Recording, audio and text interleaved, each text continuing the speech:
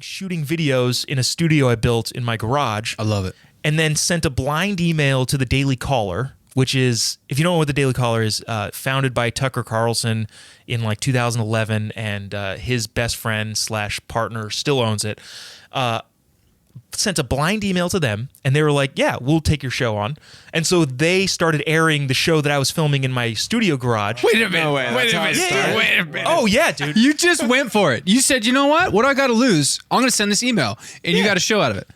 Oh, yeah, dude. I that's love so it, dude. cool. That's So how it's done. So there's this is complex, but I think like I wasn't okay. So in the media game, which I'm now pretty familiar with, Yeah. there are different priorities. My priority at the time, I understood that I was a nobody. I still understand that I'm a nobody. I will go do, like, if somebody says, hey, can you come do this thing? I'm there.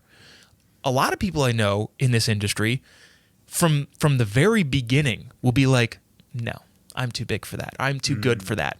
And I don't want to put people down or bash anybody. Right. But there's a lot of ego, and that kind of makes sense because it takes an ego to go on TV and try to espouse your opinions. Right. And so with that, I think the reason why Daily Caller gave me a shot is like, I don't need any money.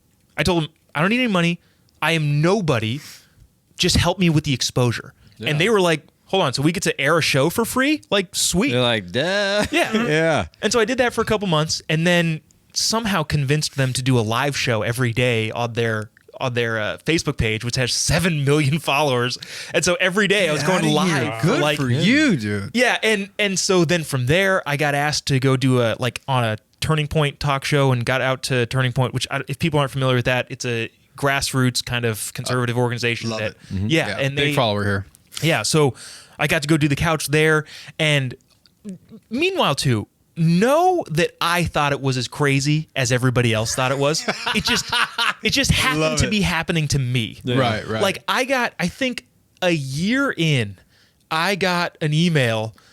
Do you guys know who Candace Owens is? Yeah. Oh, yeah. Okay. Yeah. So I got an email saying, hey, my name is so-and-so. I do the booking for Candace Owens. We'd like to have you on her show. Wow. And I was like, sick. Wow. this is a joke, right? Like, this is not real that this is happening. And like every single step has been like, how is this happening to me? Yeah. Like, and so I kind of think, well, and I hope to kind of keep that mentality as long as I can, because I think it's been pretty good, because like I said, there's a lot of egos in this thing. Yeah. And I humble brag, I guess, try to stay humble.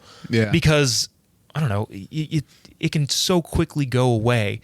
And I still think all of this stuff is nuts. This last spring, so about a year after going on the Candace show, I was on tour with Charlie Kirk and Candace Owens at all of these colleges. And that's No kidding. I'm going back on tour with them in the fall. And so what were you doing? Like political commentary? So politics, commentary in politics, especially on the conservative side of the aisle, is dull. The whole reason I got into the on-camera thing is because I told my wife, I was like, look, we are not good at making politics enjoyable. There's a very good point. There's a saying in the consulting world, but also just in politics in general, if you're explaining, you're losing.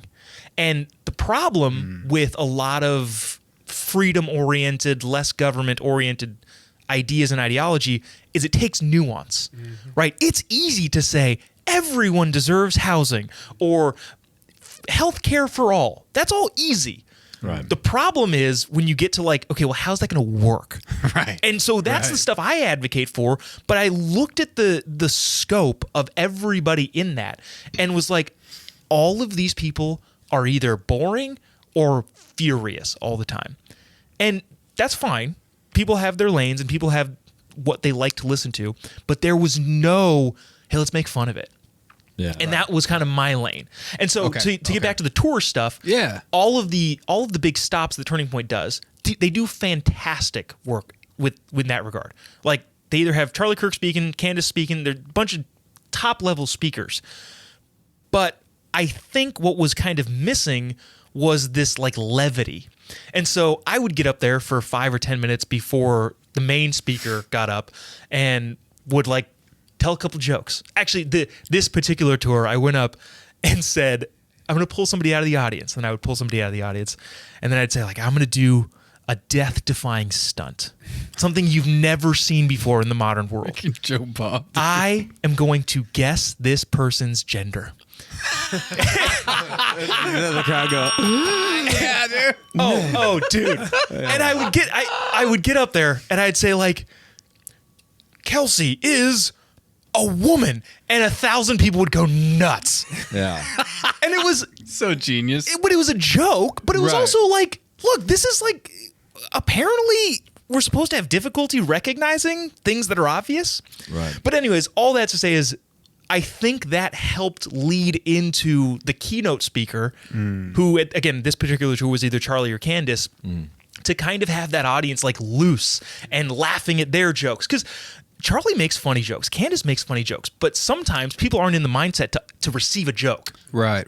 And so nobody laughs. Right, and especially with the delivery of the concepts of what they're talking about. And I'm big fans of those folks. And but having that kind of mindset going into it, where you can like use levitate, or maybe levitate. Levity. Yeah, Yeah. I'm using magician slash comedian. I did not make anybody levitate. I made levitation, and but either way, like setting the mindset up in that way, because it's like a lot of times, like especially with Charlie Kirk, I think he's a pretty funny dude, and but he's very quick. He's so And it goes right back into the meat, right? Yeah. So I think kind of having that reset is very important. Plus, like you kind of touched on it. The traditionally conservative view politics are like your great, grandparents' age. Yeah. If you come from that family kind of sector, and it's one, always boring. Two, they're always represented by really old, like kind of crotchety looking white dudes. And I think this movement in the last few years really has taken up, because you have now that kind of, you can make fun of it, you can be real about it, and there's so much material right now. I feel like you're not gonna like it never ends, dude. So you want to? Okay, you're probably gonna like this story. So how I got there, right? Because it's. I recognize that it was a big deal that, like Charlie said, trusted me enough to say, "Hey, come on the road." Absolutely. So how that happened, we were at our Young Women's event, the Turning Point Young Women's event, and this is June of 2022, so last year. And this is at the height, like right at the beginning and upward trajectory of Matt Walsh's "What Is a Woman" documentary. Ooh. Right. It was right then. Yeah, boy. So yeah, boy. So Saturday night comes around, and so it's the height of it. So Matt is going all over the place, talking, doing speeches, this and that. And so I don't know where he was coming from, but he was the keynote speaker. Him and Charlie were going to have a conversation, and that was going to be like the keynote address for the entire event. This is at like 7 o'clock on Saturday, I think. At about 6:45, we're backstage.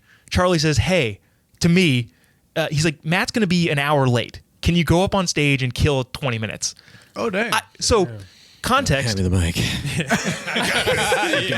mic.